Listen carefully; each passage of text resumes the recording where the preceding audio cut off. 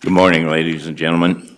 Welcome to the Pennington County Planning Commission meeting on January 22nd, 2024.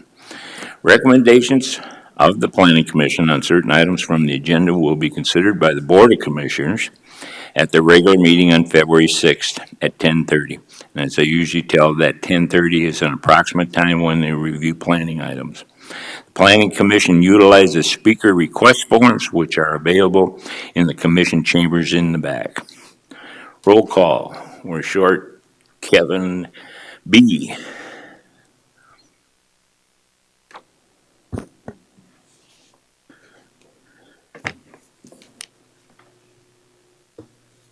Approval of the minutes, January 2024 meeting. Have you all had an opportunity to review the minutes in your agenda packet? If so, the chair would address a motion. I move approval of the minutes. Second. Moved and seconded to approve the minutes of January 8th, 2024. Discussion. Hearing none, all in favor of the motion signify by saying aye. Aye. Opposed? Motion carried. Approval of the agenda, same request that's there. Have you had an opportunity to review today's agenda packet? And if so, the chair would address a motion to approve the same. So moved. Second. Moved and seconded to approve the agenda for the January 22nd, 2024 meeting of the Pennington County Planning Commission. Discussion. Hearing none, all in favor of the motion signify by saying aye. Aye. Opposed? Motion carried. Consent agenda. Who's on tap for that today? Brittany, thank you. Good morning, Commissioners. Brittany Molitor, Planning Director. The following items have been placed on the consent agenda for action to be taken on all items in accordance with staff's recommendation by a single vote. Any item may be removed from the consent agenda by any planning commissioner, staff member, or audience member for separate consideration. The findings of this Planning Commission on certain items from this agenda are recommendations to the Pennington County Board of Commissioners, who will make the final decision. Item number 4 is conditional use permit review CUR 1230 for Ruby and Frank Matek to review a vacation home rental in an agriculture district, and staff recommends approval of conditional use permit review CUR 1230 with conditions. Item 5 is conditional use permit review CUR 2221 for Carl and Nancy Hellickson to review an accessory structure, a garage as a primary structure in a ranchette district, and staff recommends approval of conditional use permit review CUR 2221 with conditions. Item number 6 is conditional use permit review CUR 2314 for bituminous paving to review a temporary asphalt batch plant in an agriculture district, and staff recommends to end conditional use permit review CUR 2314 with the applicant's concurrence as the operations of the asphalt batch plant have ended and removed from the property. And finally, item 7 is Major Plan Unit Development Overlay Amendment Review, PU 1909 for Donna Hartshorn, to review an existing plan unit development overlay to allow for seasonal commercial recreation and amusement structures, to include racetracks, miniature golf, paintball, arcade games, and to allow 5 lighted on-premise signs to be located within 1,500 feet of a residential district or dwelling unit. And staff recommends to continue Major Plan Unit Development Overlay Amendment Review PUR 1909 to the February 26, 2024 Planning Commission meeting as the applicant is working on the conditions of approval. Thank you, Brittany. Does staff desire to have any items pulled from the agenda? No, not at this time. Does the commission desire to have any items pulled from the consent agenda? Anyone Chair. here in the audience that's here to speak on or disagrees with the recommendation of the staff on 4, 5, 6, or 7? Hearing none, let's Mr. move Chair, to I'll approve move to the approve the consent agenda. Second. moved and seconded to approve the consent agenda. Discussion from the audience, from the commission. Hearing none, all in favor of the motion signify by saying aye. Aye. All opposed? Motion carried. Thank you. On to item number 8. Good morning, Commissioners. Kelsey Roush, Planning Department. Item number 8 is a road naming for Rockerville Gold Town LLC in Rockerville. The applicant is Rockerville Gold Town LLC. The proposed road name is Grubstake Court. There were no issues brought up in the department review. The road is currently there. They have already paid to have the sign installed once it's approved by Planning Commission and County Board. This is one step in getting this property into compliance. Once the road is named and the sign is installed, all of the existing addresses will be changed to include this road name. Thank you, Kelsey. Any questions for Kelsey from the commission? Anyone here to speak on that road naming? Chair would address a motion on item number, that's C8, right? Mr. Chair, Yes. I will move to approve staff's recommendation. I'll just read that. The Planning Department recommends approval of the proposed road name as Grubstake Court for the entire approximate 450 feet of the existing road and existing private access and utility easement located off Main Street in Rockerville. Is there a second? Second. Moved and seconded to rename proposed road name for approximate 450 feet of existing road in an approximately 40-foot wide private access and utility easement that provides access to 16 units located off of Main Street in Rockerville. Is that the motion and discussion? Hearing none, all in favor of the motion signify by saying aye. Aye. Opposed? Motion carried. Thank you. On to item number 9. Item number 9 is conditional use permit CU 2103 to allow multifamily residence on the subject property. The applicants are Rodney and Teresa Cassidy. The location is 13092 Riverview Court, off of West Highway 44, is zoned rural residential district. The staff recommends approval with 7 conditions. Staff considers 7 criteria in reviewing conditional use permits, and they are on the screen. There's necessary utilities are in place. They did install or upgrade their septic system to allow this extra bedroom. The access is off of Riverview Court on a road district. I did not receive any comments from the road district. The septic system was approved by DANR because of the location and everything when they had to be they had to work on figuring out where to put the drain field and a secondary tank. The lot is mostly cliff, so they had to be. And then here is the property, the original building permit. They were just supposed to have storage with a bathroom in it and a man cave, and they ended up finishing it into living space. There was a violation noted on the property in 2020, and then that's kind of how we are here today. It's been a while trying to get this figured out and get them into compliance. So if this conditional use permit is approved, then all they would have to do is apply for the building permit for the finished space and pay the penalty fees, and then they would be in compliance. Any questions? Questions for Kelsey?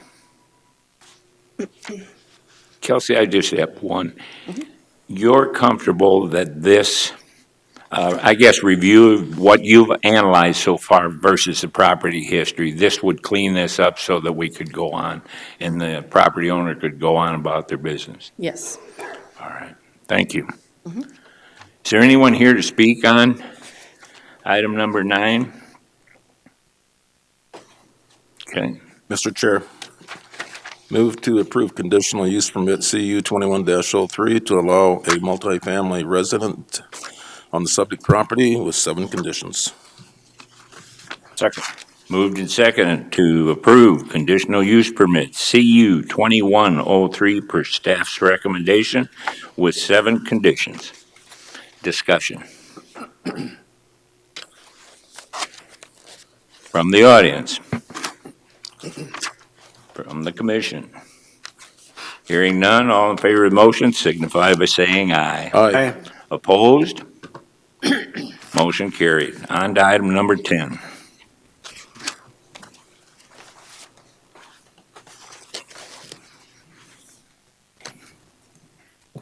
Good morning, Megan Talmadge, planner. Agenda item number 10 is conditional use permit CU 23-39. It is to allow a shop building on the subject property to store commercial equipment. This is located at the corner of Ashland Road and Puckett Drive. It is currently zoned suburban residential. The applicant and owner is 605 Excavating. The agent is Donovan Pilato. And there is no flood hazard on the property. This item was continued from the January 8th, 2024 Planning Commission meeting, and staff has provided 12 conditions if the Planning Commission chooses to approve this conditional use permit, but staff still recommends denial of this conditional use permit as it is a commercial use in residential zoning. Thank you, Megan. Questions for Megan on item number 10? Go ahead, Mike. The only thing I've got, Megan, is number 2 condition, you've got any commercial equipment be completely contained within the proposed shop building. And then when we go a little further back in the analysis, if the applicant wishes to store equipment outside, then we're going to have to do a conditional use permit. Yep, so it would be an additional conditional use permit for a contractor storage. A contractor storage is slightly different than what we're doing right now. So if they were to want to store large equipment outside for commercial uses, it would be a contractor storage. But, so in other words, if I'm enough of a realist to know how contractors work, usually you have enough things you can't fit inside to go outside. I mean, how nitpicky are we going to be on a thing like that? In other words, if he stores some bunks of lumber on the outside and some things like that, he's got to get another permit? Yes. Trying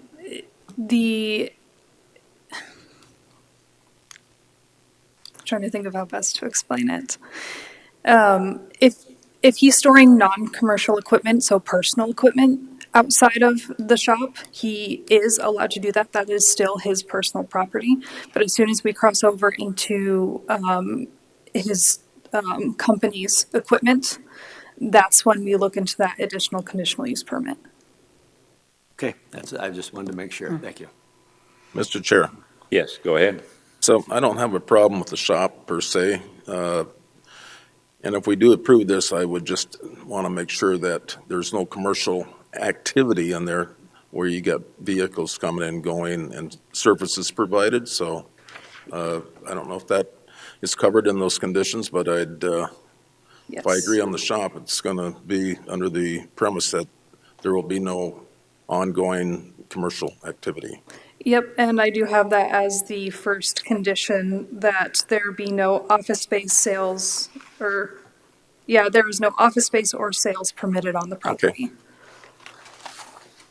Any other questions for Megan? I have a question. Go ahead. To me, this appears to be more of a box elder issue than ours. Do they have a 3-mile jurisdiction like Rapid City does?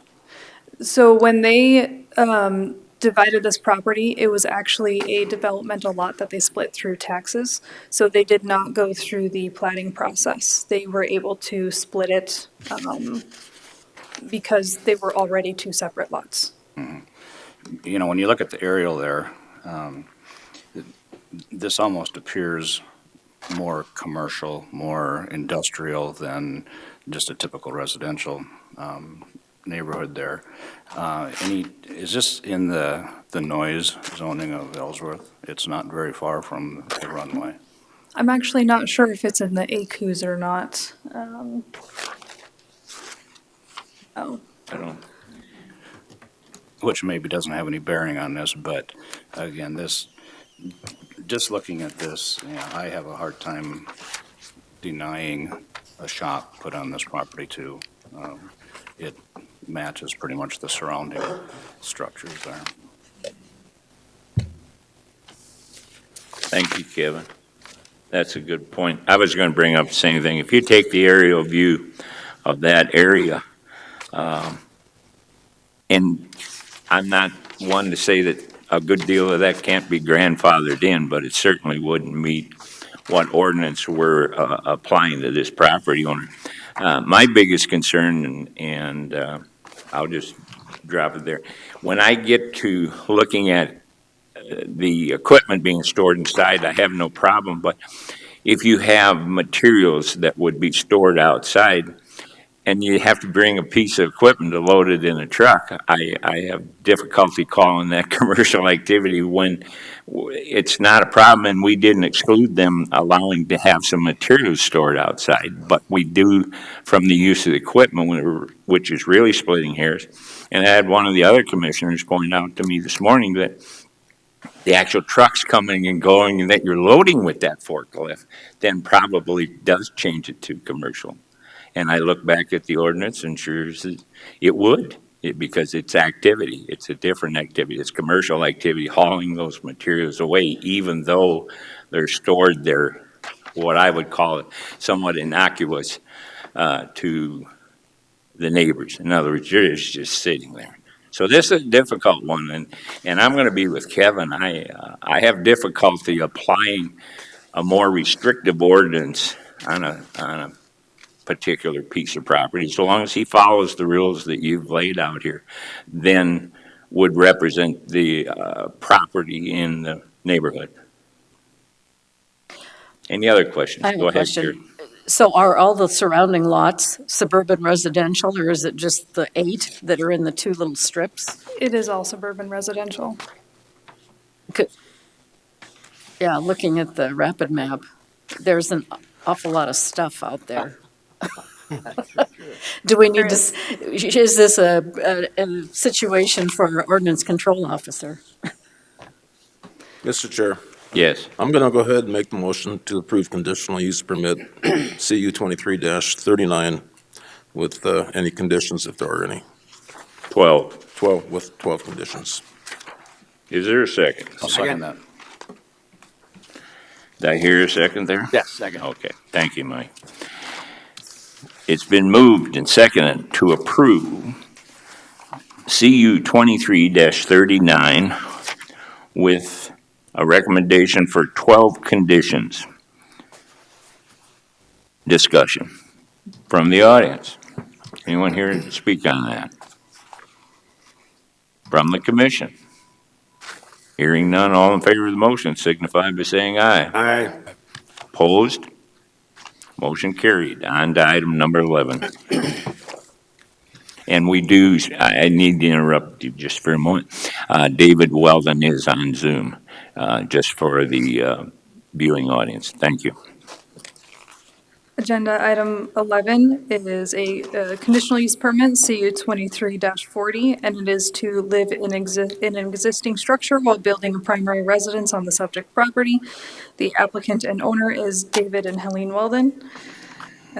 This is located at 13550 Highway 40. The current zoning is agriculture district with a residential land use. There's no flood hazard on the property.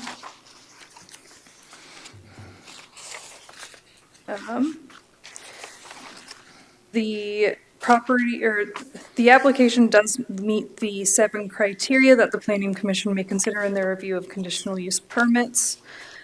This had a previous conditional use permit for the same thing from 2021, but it was ended on August 8th, 2023. The applicant now plans to submit the building permit and an on-site wastewater treatment system permit within 60 days of approval, although the weather may delay that since the ground is frozen. And so there is a more solid timeline for this one than there was previously on the last one. Staff has found no issues with this conditional use permit and recommends approval with 8 conditions. Thank you, Megan. Questions for Megan?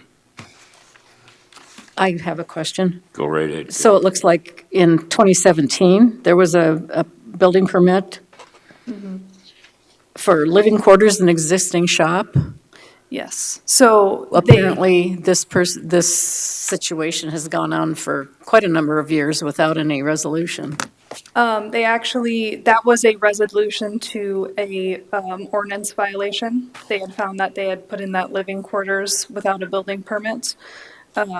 So they got that building permit to close that violation. But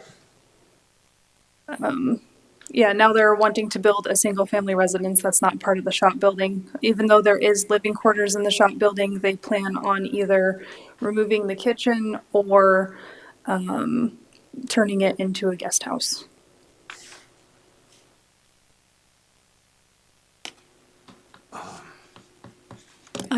Charlie, I just have a suggestion. For condition number 8, it says this conditional use permit be reviewed in 6 months Right. on a complaint basis or as directed by the planning commission. I think we need to review it in 6 months, period, to make sure that this is being followed through on. Okay. Will you have any problem altering condition number 8 to the wording that it just be reviewed into 6 months? Yes, so I'll remove any additional wording, but it will be reviewed in 6 months. We still have to have the complaint basis, though, wouldn't we? That's allowable under the ordinance. Okay, because anybody can still request one in 30 days if they feel That's true. it's not being followed. Okay. Is that all right with you, Karen? Yeah. Thank you. Any other questions for Megan? Anyone here to speak on this item 11? David, would you care to speak on this if you're on? Yeah, just real briefly, I'll address the previous building permit. That permit in 2017 was by the previous owner. We purchased the property after that. So, our effort to build a new permanent residence doesn't go back that far. Thank you. That does clarify some thoughts in our mind. How long have you been the owner, David? August 21. August 21. Okay, thank you. Any other questions for David or for Megan? Hearing none, the chair would address the motion. So move. Second. Moved and seconded to approve per staff's recommendations, CU 23-40, with 8 conditions. Condition 8 revised to indicate 6 months or complaint basis. Discussion from the audience, from the commission. Hearing none, all in favor of the motion signify by saying aye. Aye. Opposed?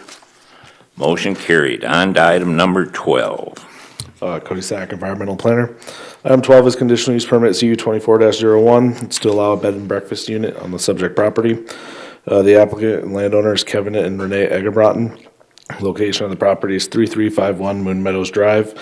It's currently zoned suburban residential district with an existing land use of residential, and access is off Moon Meadow Drive. The zoning ordinance lists 7 criteria that the planning commission may consider when approving a conditional use permit. It appears that they meet all of those criteria. Currently on the property, there is a single-family residence and a detached garage with a studio. The detached garage with the studio is what they're proposing to use the bed and breakfast. They are within the city's 1 mile jurisdiction for septic systems, or for on-site wastewater treatment system. The septic system is approved by the city. A variance was applied for in 2022 to allow the detached garage for the bed and breakfast to be in the front yard. That was approved by the Board of Commissioners on June 21st, 2022. They do have a conditional use permit, 23-37, to allow an accessory dwelling unit. That was approved by the Planning Commission on December 11th, 2023. That will need to be ended at the February 26th, 2024 Planning Commission meeting, as the ADU cannot be used as a short-term rental. That only applies if the bed and breakfast is approved today. This was routed off for inter-department review. There were no objections or concerns that were received. The applicant is requesting to utilize an existing one-bedroom detached structure as a bed and breakfast. The applicant has stated that only one bedroom portion on the first floor will be used as the rental. The loft will just be used as storage. And staff did verify that they are owner-occupied status. So with that, staff is recommending approval of conditional use permit 24-01 with conditions. Also, I believe you did receive an email from someone who is a neighbor who is opposed to the bed Yes. and breakfast. Good. I was going to read that before I open it for questions for you, Cody. We should have all received an email from Elton Finsk out at 3467 Moon Meadows Drive. Have you all received that for your packet? Thank you. Questions for Cody? I got one, Cody. I think you missed the one on the fire permits for a condition. You've got the one that provides the phone number and whatnot, but I think I read 3 and then I switched to 4, and you usually have a separate one. It takes 2 of them to do the fire permit, and then we switch to the notice.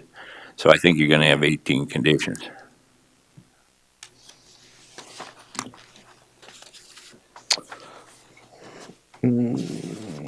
Yes, I believe so. I believe that's the way you guys decided to do it too, because the fire permit's a separate process. I believe why you made it 2 is my guess. So you're saying, Yeah, that they 18. need to apply, I get. Yeah, we I get what need you're saying. 18 conditions, so that would be condition number 3, which goes before 4 and moves Yeah. everyone down 1. Yep. I will get that added. Thank you. Any other questions for Cody? Go ahead, Mike. Well, I have a question on this, this thing from Fink that we received. I have no idea. What they're saying here, according to Airbnb, Egg Bretons have been hosting this property for 4 years, and they are building another structure strictly for Airbnb.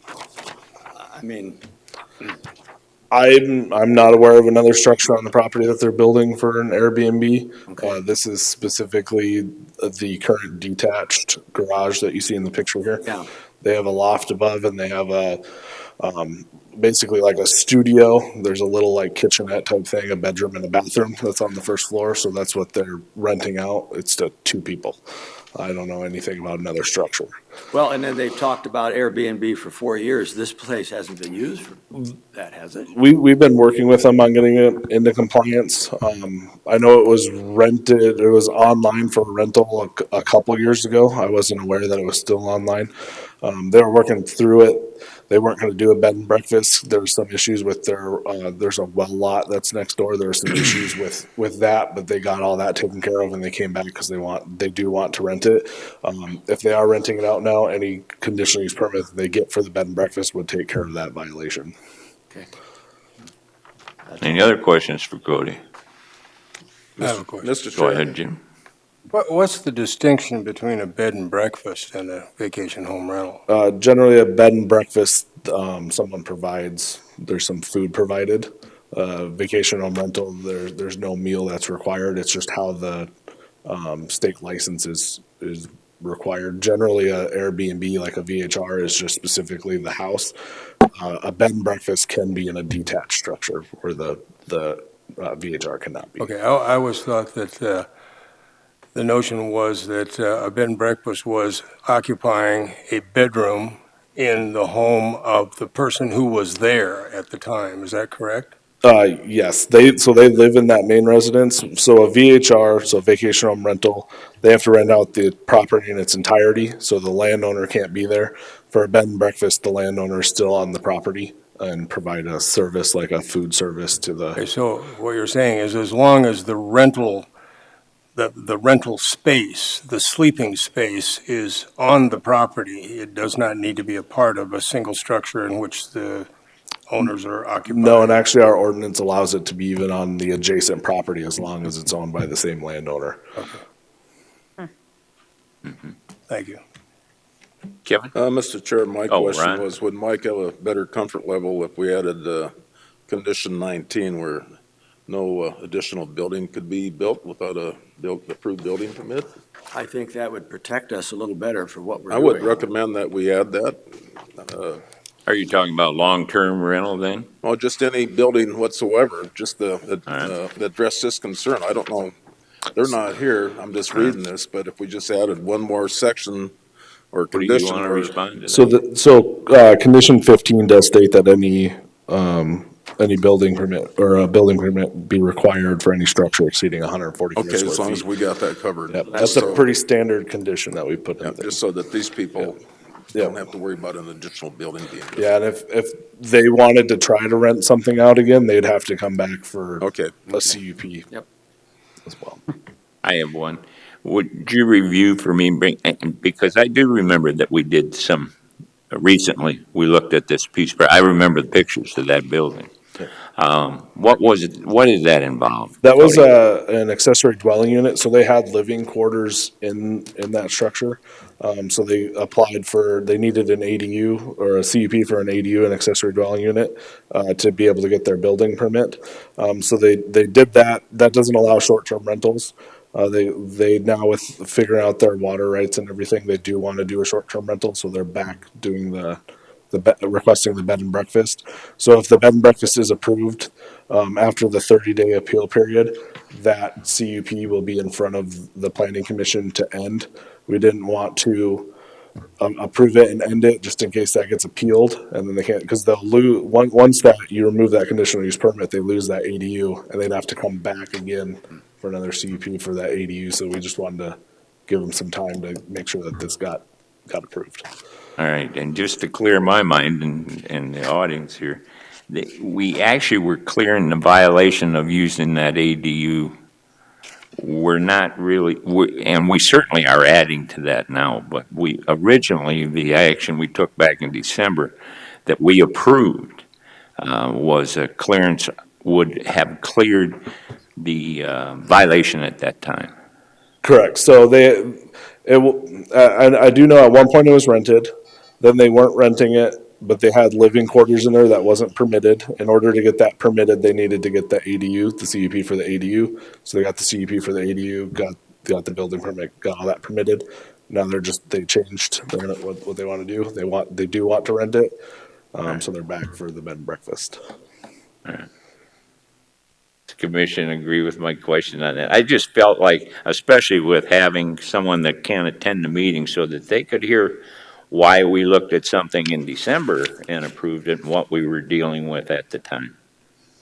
And I hope Elton will understand that we were doing that at that time in December. Go ahead, Jason. Yeah, Jason Thennison, Assistant Planning Director. So the reason that they came in for the ADU back in December is because they thought that the proposed vacation home rental ordinance was going to get passed, which would have allowed an ADU to be a vacation home rental. Correct. So since that didn't go through, they're back to the bed and breakfast, and they have removed the kitchen from the ADU so that it can be used as a bed and breakfast. Okay. That also adds some clarity to what we're dealing with here, since we all are aware what items we looked at on vacation home rental numerous times and many hours. Thank you. Nobody batted me alongside the head for that one. Thank you. Any other questions for Cody? Is your applicant here? No. Okay. Very good. Anyone from the audience want to speak on this matter? Chair would address the motion. So move. Second. Moved and seconded to approve conditional use permit 24-01 with 18 conditions. Discussion. From the audience, from the commission. Hearing none, all in favor of the motion signify by saying aye. Aye. Opposed? Motion carried. On to item number 13. Mr. Chair, I make a motion that we discuss 13 and 14 together, but consider them separately for voting. Is there a second to that motion? Second.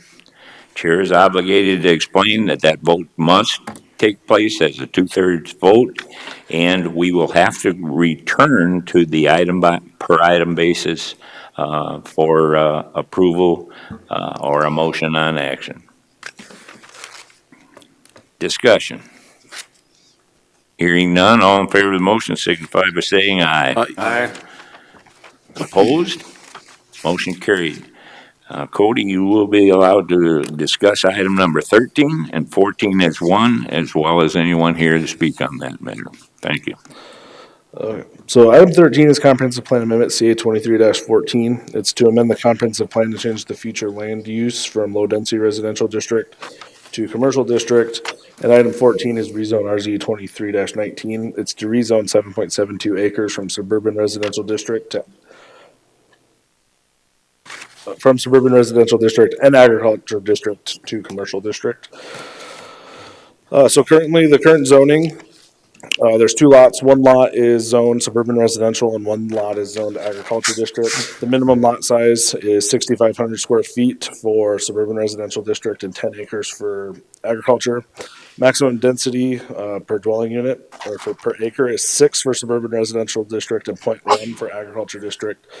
Setbacks for suburban residential district is 25 from the front and the rear and 8 from the sides. Agriculture requires 25 from all sides. Predominant land uses is residential for suburban residential and agriculture for agriculture. Wastewater is generally public for suburban residential and private for agriculture. Future land use is low density residential, which requires a half acre, which allows 2 acres or 2 houses per lot. Setbacks are 25, 25, and 8. Residential is the predominant land use, and the wastewater could be private or public. The proposed zoning is commercial, which requires a 20,000 square foot lot size. Generally, single-family residents aren't allowed in commercial unless it's like a caretaker's residence for the business. Setbacks is 25, 10, and 10 unless it abuts a residential district. At that point, it's 25 from the front and 30 from the sides and the rear. Predominant land use is commercial, and it could be private or public for utilities. Surrounding zoning, so on the left is the current zoning. You'll see that suburban residential district is the brown, rural residential district is the yellow, agriculture is the light green, ranchette is the tan, and urban residential is that dark brown to this dark brown. And then for future land use, the brown is suburban residential, tan is ranchette, low density is this orange color, and the urban residential is that brown.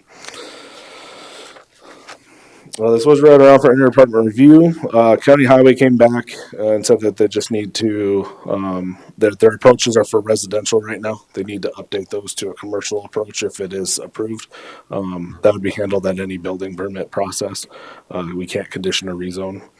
The county environmental planner came back with the soils. If they need to do anything with their septic, they just need to get the proper permits. No other concerns or objections were received. The applicant is proposing to sell recreational vehicles on the subject property. Existing roads and infrastructure would support a commercial use. Currently, there are no commercial zoning districts within a half mile of subject property. However, when you look at the property, to the south is Highway 44, which is a major arterial. Anderson Road over here is a minor arterial, and this is a collector street. Current land use and future zoning would have the potential to put 15 to 53 lots between 2 major roads and a collector. Commercial zoning and uses would be more appropriate for these properties that abut a major and minor arterial than 15 to 53 residential lots. So with that, staff is recommending approval of comprehensive plan amendment CA 23-14 and rezone RZ 23-19. Questions for Cody? Mr. Chair, Go ahead. Cody, if you go north on Anderson Road, is that where you got that subdivision that Skull's building? Yep. 300, 400 homes? Apple Valley, yeah. One of the concerns that a lot of these folks had is that you got a lot of residential, but not enough neighborhood shopping centers, stores, whatever. So I think by approving this today, that would open the door for commercial development that would blend in with the proposed residential stuff going to the north. Other questions for Cody?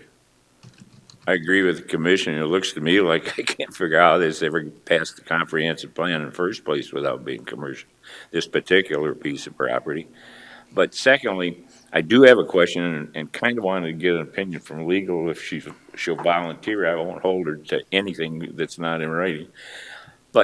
we see items like this where, and I'll point it out so the titles are right, we have a request and an applicant, but we have a separate landowner that we don't necessarily see a letter of agency that they're acting on behalf of the landowner. And I wonder what where we're at legally when we change based upon a request. In other words, these folks should either probably got a long-term lease or some type of contract with the landowner. So the applicants would be able to answer Go that. ahead. I can state that we require, so if you're not the landowner still has to sign the application. So the landowner would be aware of what they are applying for because they do have So to you sign get that that application. agency, yes. That's what I was thinking, because if we act on something and we don't know that exists, I think in effect, we're probably not acting appropriately. Yeah, we always require the landowner signature if the applicant is Thank not you. the same. Appreciate that. Any other questions for Cody? And your applicant is here. Would you like to speak on it? Good morning. Please, you have to come up and introduce yourself, just for the record. We actually have people listening that may or may not know you're here and what your name is. Hi, good morning. I'm Cody Melhoff. My wife Heather Melhoff there. So we're currently located in Meade County right now. We have a small RV dealership, primarily RVs. We do sell some trailers and a few recreational side-by-sides and things like that. When you go back to your question on the current owner, we were hoping to close today on the property. It's put off till tomorrow. All right. So we're purchasing the land from the current owner. So that should be a You'll sealed be able deal. to clear the documents then. Right, yes. So that, to answer that question, we will not, being a camper dealership, through the winter, you're not gonna have a lot of road traffic. Even through summertime, we're pretty much appointment based.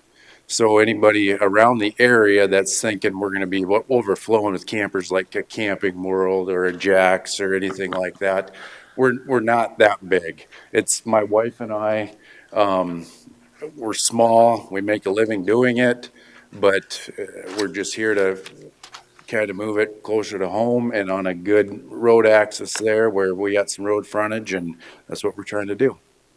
Questions for Cody? So will you be selling UTVs and that sort of thing?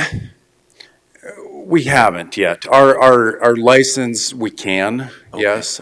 We are into the four-wheelers, off-road vehicles, personally. But our passion is more campers per se. So as of right now, we haven't, but we may do one or two, but I don't see us going that direction very often. Thank you. Mike, just for the record, I don't believe it would be, in other words, under what we're approving, which is in the rezone. I think the rezone would fit for what, if he did move into the other direction as I well. was just thinking of what we ran into in Hill City with all the rental and all that. I was just curious Sure. what he had planned on that. On that particular sales item. But as far as his right to be able to sell them, it would appear to fall under the rezone category. Right. Go ahead, Ron. I wanted to ask Brittany or Jason a question when the time comes. So relative to this request, how far or how close were the neighbors? I assume that the adjacent landowners were notified. So adjacent landowners within 500 feet, is that correct? 500 Correct, feet? 500 feet. Okay, so do you got any idea how many adjacent landowners were notified? Six. Okay, that was my question. Thanks. Thank you. Any other questions for Cody? Thank you, Cody. Go ahead. So Cody Another Cody. environmental planner. So he did bring up, I skipped a section. So when he was talking about roads, so the roads that we're talking about are Highway 44, which is a 150-foot public right-of-way with a 66-foot wide paved driving surface. Anderson Road is at that point is a 95-foot wide public right of way with a 24-foot wide paved surface, and Morris Lane is 66 feet wide of public right of way with a 24-foot paved driving surface. So the roads and infrastructure do appear to support commercial. Correct. Questions for Cody again while he's here, and then we can let him off the hook. I guess I would just make a comment that if the neighborhood is looking for a coffee shop or something, that might not be it, but I believe that this should be commercial property. Looks like there's additional along there if they need it. Yeah. Sorry, also as part of the Apple Valley project, that portion of Anderson Road is going to get wider as Yeah. well. So. Correct. Thank you. Any additional discussion from the audience?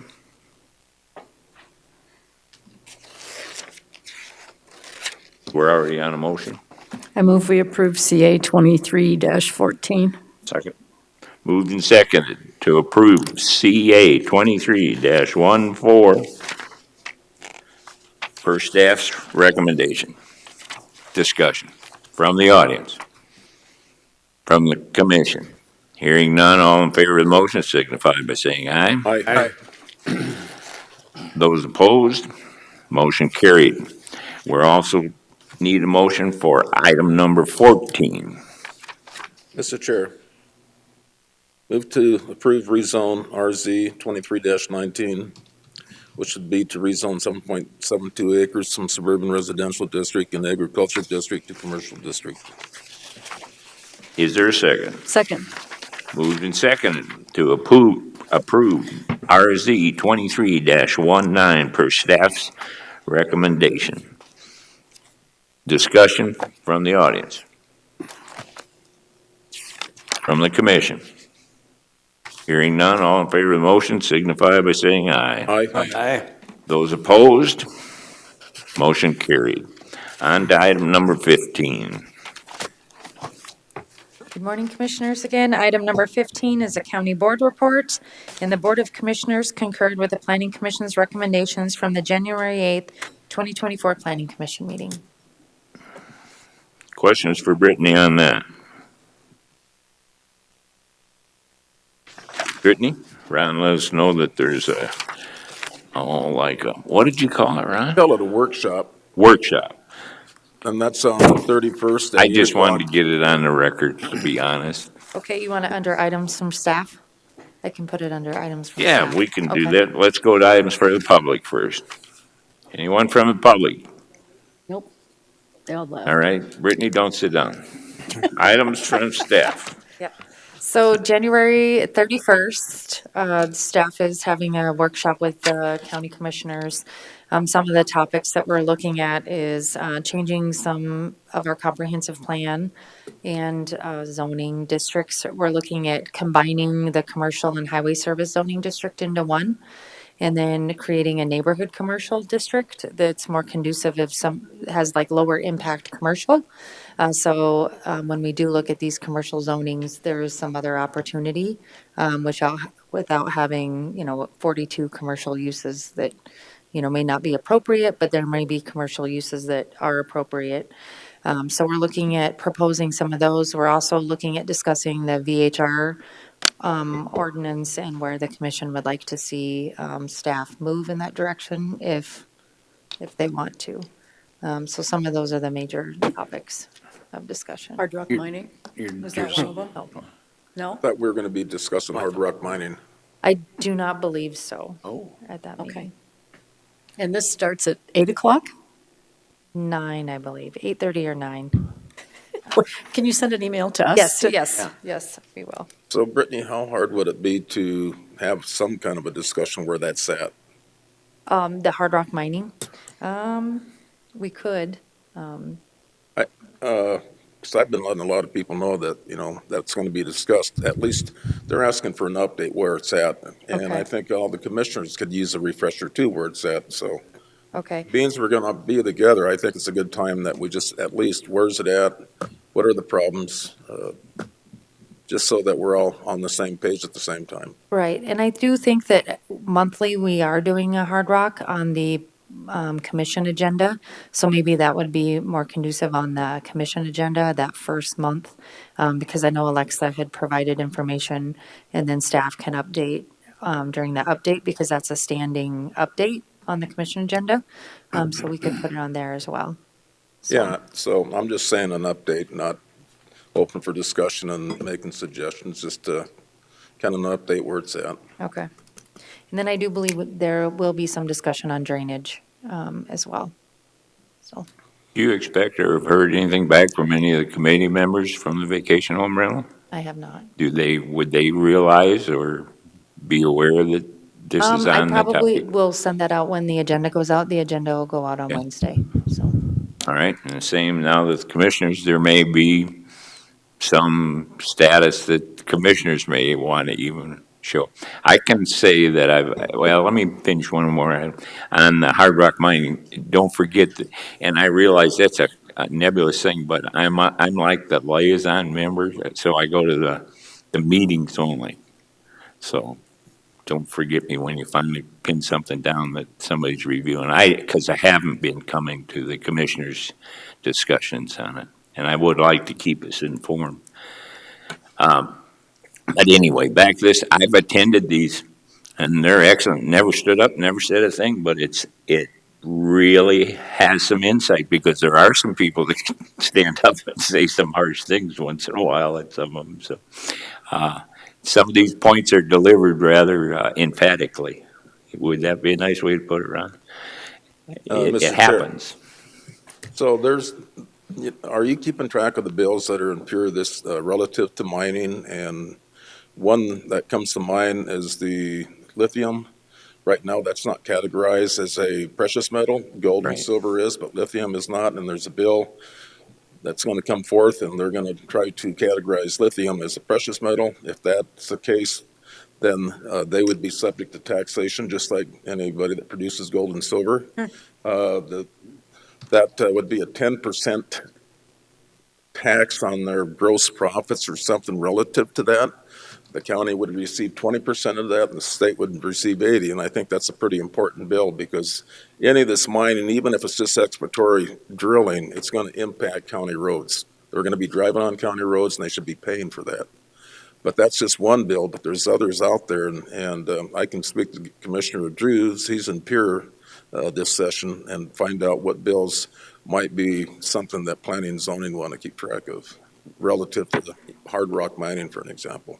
And I do know that during that planning session meeting, that the state's attorney's office does a brief legislative update on some of the bills that are appropriate or of particular interest to our office, so. I'm assuming that lithium would be considered a rare earth element, wouldn't it? Wouldn't that be the definition of? Critical what you're element. kinda- I think they categorize it as a critical element, but which is not subject to being taxed. If you remember a number of years back, Feldspar, which was involved with steel production, had a similar type of thing where they were taking a lot of feldspar out of South Dakota. And we're all old enough to, I'm sure, remember that. And feldspar got bumped up. But I think lithium is in that same one with feldspar now, where there's not much. Lithium battery. Yeah, and these lithium batteries are, no question about it. If you dispose of your electronic equipment correctly, they surely handle it like it's a special item. So you're supposed to take care of it and do it properly, let's put it that way. So I agree, lithiums would be a very important, not to just us commissioners, but all of the people in Pennington County would want to know what they're doing. And currently, under the state statute, lithium would be regulated under aggregate. So our section 320, any lithium mine that would come in front of, or application would be under 320, under the aggregate mining. Correct. Currently, unless such statutes change. Especially once they take it out in the quantities that they need to, yes. Any other questions for Brittany on that? Just one last thing on those last two items that we did, because I was thinking highway, what is it, highway service? Why we did commercial versus highway service, what are those two differences? Or isn't that even one that we have? Some of the differences mainly are the amusement structures. And we are actually going to recommend removing the amusement structures and making them conditional uses in commercial districts. We did have some feedback from our fire administrator of some more oversight on those type of structures. And in order to do that, it would have to be under conditional use permit. If you do look at combining them, and you'll see, like when we propose it, I put them together so you can see which ones were in commercial, which ones in highway service. Typically, commercial districts should be on an arterial or a major arterial anyway. Highway services on a highway. So a lot of times when you look at the criteria for them, they're pretty similar anyway. So that's why we were looking at replacing that highway service with a neighborhood commercial.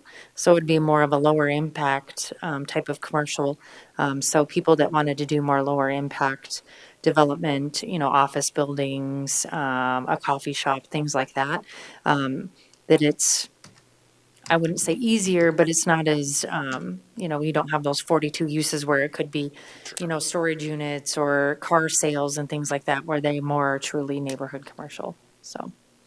That's nice that you're doing that because there are a number of items under there that require additional electrical, plumbing, and mechanical things that other ones don't. And those certainly should be looked at more discreetly than those that don't because of those uses, sewer, that sort of thing. Thank you.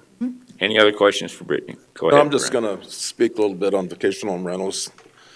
I've been through the ringer on this stuff for the last 3 or 4 years because most of them happen in my district. But I'm getting to the point now where I think the less the county's involved, the better it is because they're governed by the state and they have to follow criteria. I think we have to a certain degree, we have to be involved in the permitting process. But I'm getting more and more lax right now. It's my understanding if you're over an acre, you're pretty much rubber stamped for vacation home rental. I mean, that's my take on it so far. But and I think some of the other commissioners at the last meeting, they're just saying, hey, why are we involved? And so that's kind of where the discussion that we have on the 31st, we can talk about that because I don't think this has been in the mail. We've had a group that just did nothing but study this, and now we're kind of back to square one, and it's really very time consuming. And it'd be nice just to get this thing settled. But I think the less that we're involved, it'd be better for the commission, better for the planning commission. Just food for thought. Don't mean to take exception with you, but the last one that was submitted after sitting through 3 of these myself was the most improvement for our planning department to be able to administer a good program that I've seen come out of the 20 years. You still have the staff in position where they cannot adequately enforce our ordinances, and yet we switched right back to the other one. And you said we're going to be out of it more. We're going to be in it more because now we still review them all. The other way, we had a good deal of them going to where the staff was responsible to do their jobs, could do it administratively. It was a really sad thing when our commissioners couldn't step up and spend the time to see that difference. And I haven't come there and been angry with you about the wasted time, let alone my own, I was very impressed by the reaction of this board on what happened. They spent hours and hours, and we let everyone say their piece, opposed as well as for. And a lot of those recommendations came from people that are operating them to improve it, our county ordinance. And we just basically, you guys appointed 7 people and told them it wasn't useful. Mr. Chair, I don't know if that was the wording. Just know that it's getting very time consuming, and I would encourage anybody that wants to discuss vacation home rentals to join the other 4 commissioners and myself on the 31st. Correct, but you didn't make a big one. You said you didn't know that was the exact wording or intent. Well, they didn't make a big effort to tell the other people that that's what it was. It kind of just slipped right through. We didn't even know about it until somebody came in here and told us. Unless you read the paper in the minutes. I think Brittany mentioned it on staff report. Yeah. And we I'm go, just saying, "What?" we did our effort here as appointed people, so did that committee, and we reviewed so that the commissioners wouldn't have to, and we were helping the administration of our planning department, who basically, you guys didn't look for as part of the complaint system. They have a lot of complaints that they've worked through and done and carried the ball for us, all. And we just basically said, nah, Yeah. everything's fine. Look the other way. It's kind of like I thought of it as similar to some of these poor folks that go through their what is it, child custody cases. About the same thing. Basically, we looked at it and said everything's fine after all that work. My understanding is that there's a bill circulating around out in Pierre, it hasn't been introduced yet, that basically just says that municipalities cannot deny vacation home rentals, but they can still regulate. So They can or cannot? they cannot deny, Wow. but they can still regulate. You know, So- we saw publications from different areas that have limited the number of vacation home rentals in a county, you know, in some places in Colorado, to say that, Mr. Chair, I think one of the things that we have to do is emphasize to the general public that strict homeowner association rules and covenants are going to probably be most effective to keeping these out of their neighborhood. That way, we don't get into the government trying to regulate that. That's what covenants are set for, and that's what home association, those are the ones that take it out of our responsibility and put it into a civil matter. I brought up that same thing, but give those people some time to do it and get their wording corrected. And your body was not interested in listening to them. I went to every member individually, yourself included. Well, we'll be listening on the 31st. Okay. yeah, if homeowner association and covenants can't be enforced by anybody, what use are they? And the state certainly isn't going to do that. They're not even going to look at them. Yeah, and, you know, homeowners association, the idea is grand, but it really comes down to the fact that most people are in homeowners associations where the small number of people, limited resources, they really want the state to support them on this. They need the power of state or local government to take up the ball here. And if we throw it all in their lap, and I don't know how many times we've had people who came in and they had, an HOA, but when you came right down to it, they didn't want to spend the thousands of dollars. They didn't think they could afford it. And if it's a critical issue, the state ought to be, in some form, be willing to step in and pick up the ball here. Because, and I understand what Ron's saying, and I appreciate that. I wish we could just go to HOAs, but it ain't going to work that way. And, you know, from the standpoint of the average homeowner, they kind of feel like the government should give them some help here in this case. Jim, I'm going to stick up for the commissioners though this time after looking at this all through the years. I'm not going to chastise the court. The court made a decision and that's what set this up, not Board of Commissioners. And it has to do with wording. Most of the people don't understand that commercial was not accepted by the particular court that made the ruling. Only the specific words as bed and breakfast, believe vacation home rental, the court in their finding said this. Well, most of the homeowners associations did not include those words in their basic design, and some didn't address it at all. So I'm not going to blame the commissioners on that. I mean, they had to deal with it that way. But those homeowners associations, most of them, the whole structure of them is archaic and inappropriate for the circuit. They really are. And it's unfortunate because. Are you saying that a lot of them need to be reviewed Yeah, themselves? they need to be rewritten. And for the current That circumstances and gets expensive. situations. And, There's you know, not too many experts in that field either No. when you get out there and you begin to try to get legal assistance. I don't know whether you know it or not, a lot of these folks that try, when they move into these newer ones that get, they really have a tough time finding somebody really that's, has a strong background in homeowners association. Mr. Chair, Go ahead. the one, I can't remember, it's been the last couple of years, it was, we were gonna approve a vacation home rental. It was Alpine Acres, that's off the Rochford Road. And I think that subdivision was 15, 16 home sites. And an out-of-state couple wanted to come in, buy a lot, and do a vacation home rental.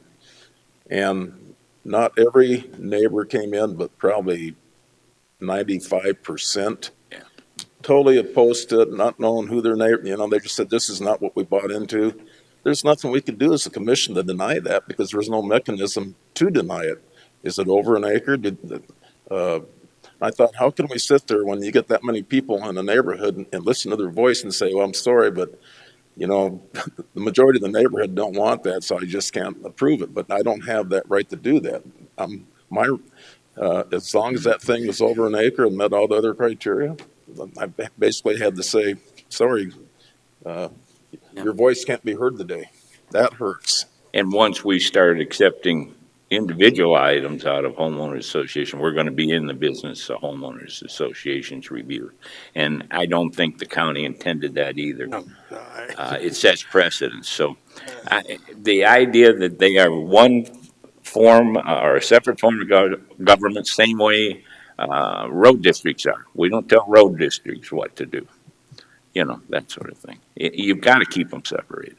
I'd bet that the legislation in Pierre is from that group of vacation home rental, They didn't like us. the folks that were in here and didn't want any restrictions on them. So I'm We betting, specifically know some of them moved to that venue. yeah, so, They came here and told us that. Yeah. Get a hold of them. During the process, we actually had from, far more organized. well, it was about a year ago, yeah, that we actually had some people that were involved in vacation home rentals that may or may not have been approved or turned down here, but they were looking to move on to more state level type things. Mhm. So I'm not going to extend the meeting out any longer. We've had enough discussion. We haven't got on membership things, but the staff, I just wanted you to know somebody, you know, appreciates your work in these matters, and I wanted it here too. We all do. So, any items from the membership? Hearing none, I'd accept a motion to adjourn. So move. Second. Second. Moved and whatever. second to adjourn the meeting of January 22nd, 2024. All in favor of the motion signify by saying aye. Aye. Opposed? We are adjourned.